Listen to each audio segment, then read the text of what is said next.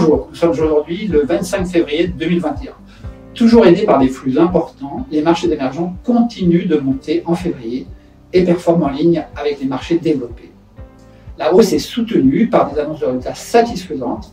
Néanmoins, elle s'accompagne récemment d'une forte volatilité, notamment sur les bourses chinoises. Il semble que Pékin veuille à court terme calmer l'appétit des investisseurs nationaux. Dans cet environnement, comment se comportent les trois fonds GEMway? Nos trois fonds, tous labellisés ISR, continuent de monter sur ce mois. Environ 4% pour GEM Equity et GEM Asia, 2% pour GEM China. Les trois fonds surperforment légèrement leur indice de référence en février. Nos actifs sous gestion montent d'environ 120 millions d'euros sur le mois, tout comme c'était le cas en décembre et en janvier dernier. GEM Equity est désormais à 1,480 milliard d'euros, GEM Asia et GEM China à 110 et 115 millions respectivement. Au total, nous gérons 1,7 milliard en actions émergentes.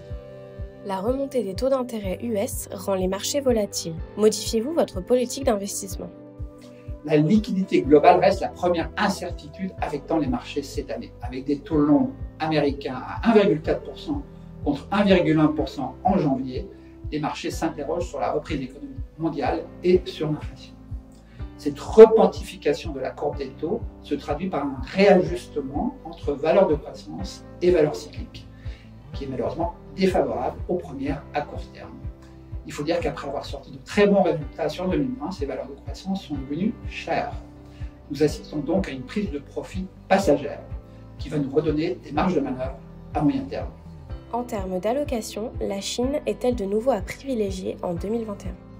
Alors à court terme, la Chine reste le moteur économique du monde. Sa croissance va être forte au premier semestre 2021 et les entreprises affichent de très belles croissances de résultats. Mais là aussi, les titres sont devenus chers. Au vu des volumes, les investisseurs domestiques se sont enthousiasmés pour la bourse avant le nouvel an chinois. Face à cette embellie quasiment excessive, Pékin a signalé une politique monétaire plus restrictive, d'où les prises de profit récentes. À court terme, il convient donc de rester prudent et sélectif, d'où notre légère sous-pondération. Mais la baisse actuelle va nous donner des opportunités intéressantes dans les mois à venir.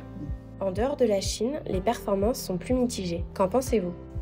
Alors, les principaux marchés asiatiques restent plutôt bien orientés. En Inde, le Delhi a annoncé un budget volontariste pris positivement par les investisseurs. Nous y avons renforcé nos positions.